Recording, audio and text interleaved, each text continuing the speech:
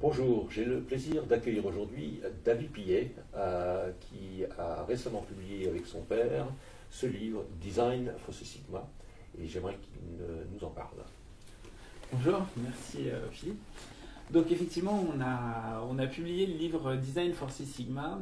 Ça fait quelques années qu'on voulait publier quelque chose dans le domaine de l'innovation et de la conception.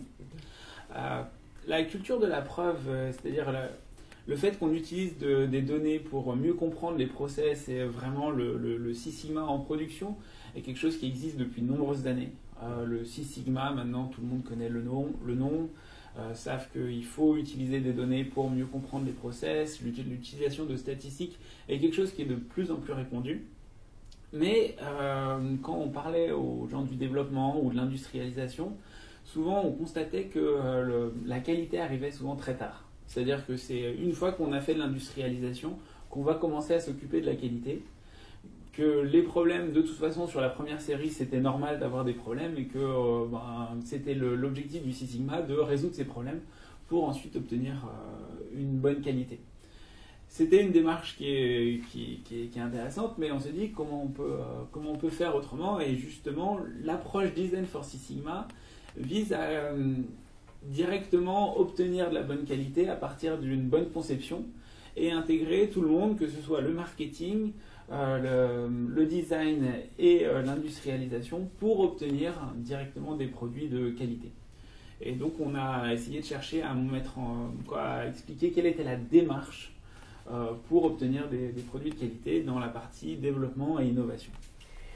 Moi, j'avais effectivement, j'ai beaucoup appris en lisant le livre, parce que moi, mon idée du Design for Six Sigma, c'était que c'était surtout une histoire de capacité de machine, c'est-à-dire essayer de mettre les tolérances dans les plans des pièces qui étaient compatibles avec les capacités des machines. Mais en lisant le livre, on voit que c'est beaucoup plus que ça, et en particulier, ça reprend dès l'amont le job to be done, comme vous dites. Exactement. Donc le but, c'est à la fin, il y a une partie capacité machine et mettre des tolérances qui répondent aux capacités machine, mais c'est la fin du process, c'est la partie industrialisation. L'idée du Design for Six Sigma, c'est de prendre le problème dès le début, c'est-à-dire à partir du job to be done, les besoins clients, et de lier l'information de quel est le besoin client, quelle est la conception que je vais mettre en face de ce besoin client, quelles sont les tolérances que je vais mettre pour avoir cette conception, et enfin, quelles sont les machines que je vais mettre en face des tolérances.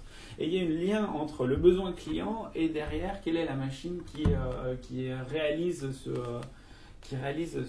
produit. Et une des remarques que j'ai trouvées les plus interpellantes, c'est que, effectivement, pour bien faire cette différence entre des histoires de tolérance et plus largement le DFSS, c'est que le Design for Six Sigma, c'était plutôt chercher le Six Sigma dans les fonctionnalités, la perfection dans les fonctionnalités. Ah oui, alors ça c'est aussi quelque chose, c'est une erreur qu'on fait très régulièrement. Mais c'est vrai dans le Six Sigma également. C'est qu'on vient chercher le Six Sigma sur chacune des caractéristiques en se disant, si j'ai Six Sigma sur l'ensemble de mes caractéristiques, ça va bien se passer. Il se trouve qu'en fait ce n'est pas le cas. Et quand le job to be done, par exemple, je travaillais sur des directions automobiles. Et la question, c'est est-ce que quand on a une direction automobile, on souhaite que l'ensemble des parties qui composent la direction automobile soient dans les tolérances? Moi, j'ai envie de dire que non, moi, personnellement, je m'en moque que ma direction automobile soit dans les tolérances. Par contre, ce qui m'intéresse, c'est que la force quand je tourne mon volant, elle soit dans les tolérances. Donc vraiment, le besoin, il est dans les caractéristiques qui répondent aux clients, mais pas les caractéristiques techniques. Le but, c'est pas d'être Six Sigma sur l'ensemble des caractéristiques techniques, mais sur l'ensemble des besoins clients.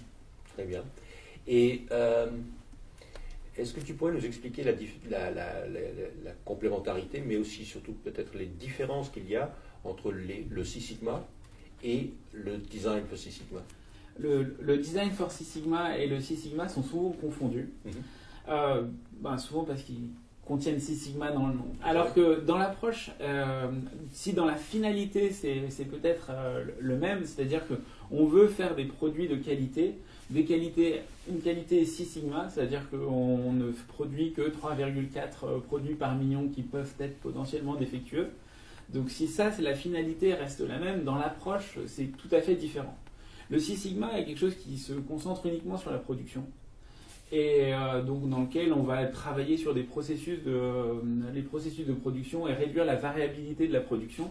Dans le Design for Six Sigma, ça c'est une partie qu'on voit vraiment que tout à la fin, et qu'on regardera, mais vraiment plus à la marge, puisque ce qui va vraiment jouer, c'est comment on va concevoir le produit pour que l'ensemble des fonctionnalités répondent de manière Six Sigma aux besoins clients. Les compétences qui sont nécessaires ne sont pas du tout les mêmes. C'est-à-dire qu'on a besoin d'énormément de compétences statistiques lorsqu'on parle de Six Sigma, ce qui n'est pas le cas lorsqu'on parle de Design for Six Sigma.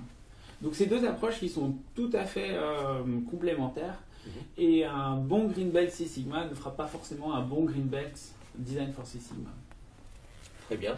En tout cas, moi j'ai lu ce livre, Design for Six Sigma, et je le trouve passionnant tout simplement parce que, comme vient de l'expliquer David, c'est plus une question de mettre de la rigueur et du professionnalisme dans l'ensemble de la démarche depuis l'idée tout en amont jusqu'à sa réalisation, que quelque chose qui serait dans lequel les statistiques seraient omniprésentes. Et de surcroît, je trouve que c'est très très bien écrit, ça se lit très très bien. Merci. Donc je me permets de recommander ce livre, Design for Six Sigma, par Pillet, père et fils, donc Maurice et David Pillet.